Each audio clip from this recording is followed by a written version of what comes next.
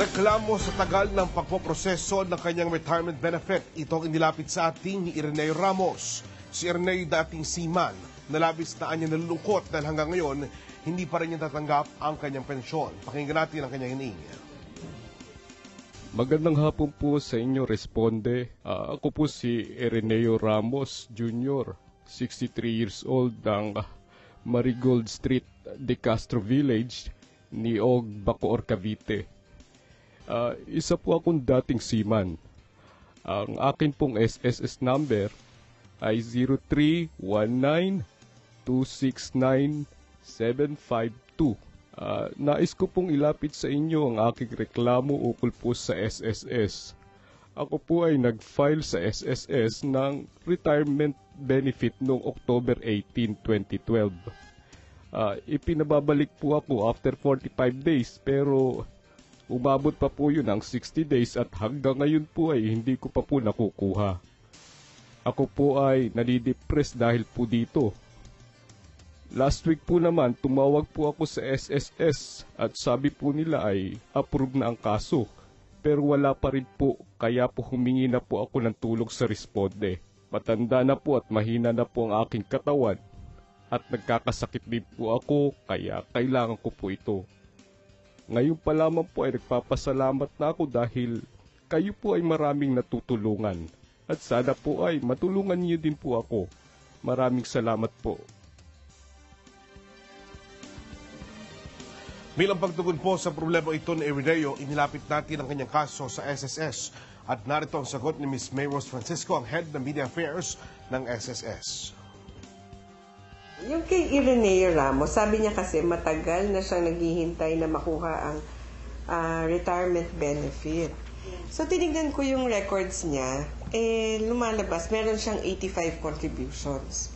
So para mag-qualify tayo sa retirement benefit, kailangan meron tayong at least 120 para sa lifetime retirement pension. Baka nag-file si Sir ng lump sum. Ibig sabihin, gusto na lang niyang, hindi na niya bubuin yung 120 para sa lifetime pension. Instead, okay na siya sa lump sum retirement benefit. Yung lump sum retirement benefit, one-time payment ito, na equivalent lang dun sa hinulog mo plus interest. Tas after this, wala nang ibang benefit. The only benefit na matitira yung funeral.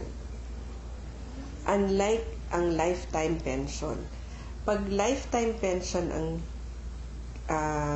ang pinili mo, lalo na sa mga may asawa, kung lifetime pension ang pinili niya, kung may mangyayari sa kanya, yung pension niya ililipat pa sa asawa niya hanggang habang buhay yun. So, ibig sabihin, mas malaki yung advantage ng pension compared to lump sum. Pero, kagaya nga nung sinabi ko, dun sa records ni Sir, wala kasi ako nakitang pending application for retirement. So baka pwede niya tayong i-inform kung saan at kung kailan niya ito na-file para matulungan namin siyang mag-follow up. Yun, siguro yun ang gusto ko lang ma-clarify or maging clear sa mga members natin, lalo na katulad ni Sir. Although nakita ko yung age niya, siguro naiisip niya na more than 60 na siya, baka gusto na niyang pakinabangan. Wala pong problema doon, pero sana habang wala pa tayo dun sa retirement age, mas maganda po na chine-check natin yung contributions para masiguro natin na abot tayo dun sa kondisyon na lifetime yung pension natin. Kasi as I said kanina, mas maganda talaga yung option na yon compared sa lump sum. Pero gumawa din ng SSS ng mga paraan para hindi ka kailangang pumunta. Unang-una, pwede kang mag-register sa my.sss sa website ng SSS sa www.sss.gov.ph. Pag naka-register ka sa my.sss, SSS number mo lang i-encode mo, tapos makikita mo na contributions mo, application, kung meron kang nakapending na application, salary loan balances, ikaw na mismo, pwede mo na siyang i-access. Tapos, meron tayong call center, 24 hours ito, Mondays to Fridays, ang Kailangan lang, tatawag lang tayo sa 920-6446 hanggang 55. Ang requirement lang din po dito, i-ready kayo dun sa SSS number ninyo para pag hiningi ng ating operator o ng ating mga member service assistants, mabibigay nyo po kaagad.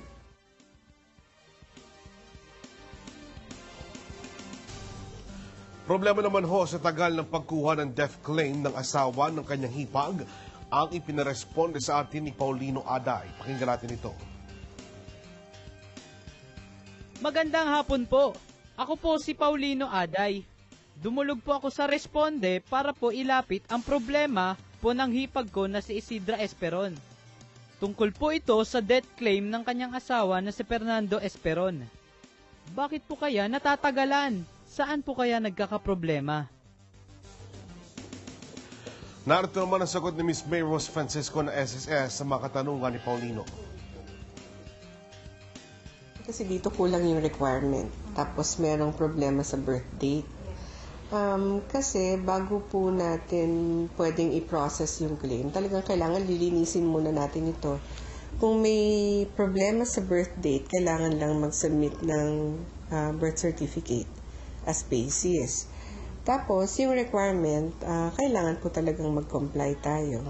One setup po ba, pwede niya nang mag-claim yung death claim? Kasi baka mukhang matagal na po yung kiniklaim niya eh. Oo. Siguro pag na-submit yung requirement, tapos na-correct natin yung birth date, pag na-process ito at nabayaran, kung ang nagka-claim ay legal wife, at merong at least 36 months na hulog yung namatay na miyembro, tatanggapin niya yung pension ng panghabang buhay hanggang hindi siya nag-aasawang muli. Pagka naman single yung namatay, ang maaaring makakuha yung secondary beneficiaries o yung mga magulang niya. Pero in case na wala na siyang mga magulang, pupunta tayo dun sa designated beneficiaries. Yun po yung nilista niya sa kanyang SSS Form E1 na mga beneficiaryo niya. Ano yung requirements natin for death benefit? Unang-una, marriage contract, para dun kung legal wife yung nagsasubmit. Tapos, birth certificate ng minor children kung meron. Requirement din na merong ID, yung member na namatay, at yung ID nung nagka-claim ng benefit. Tapos, death certificate ng ating member. So, yun yung basic documents. Ngayon, kung merong problema, yung documents na yun, katulad nito, maaaring iba yung birth date na naka-record sa SSS kumpara dun sa birth date na lumalabas dun sa iba niyang documents. So, pag may ganung discrepancy, kino-correct muna natin yun.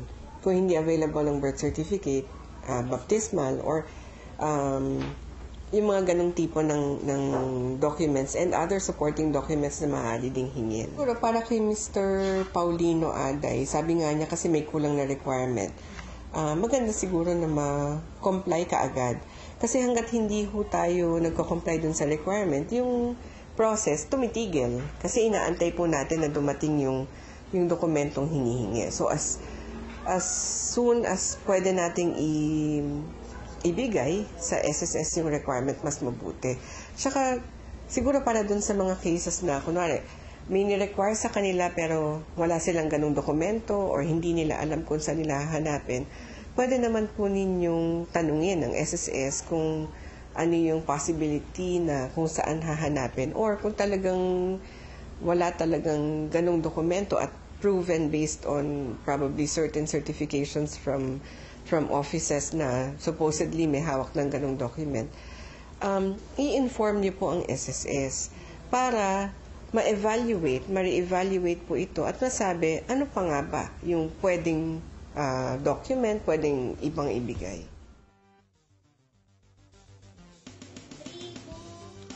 Ang iba pang serbisyo publiko sa pagbabalik ng responde.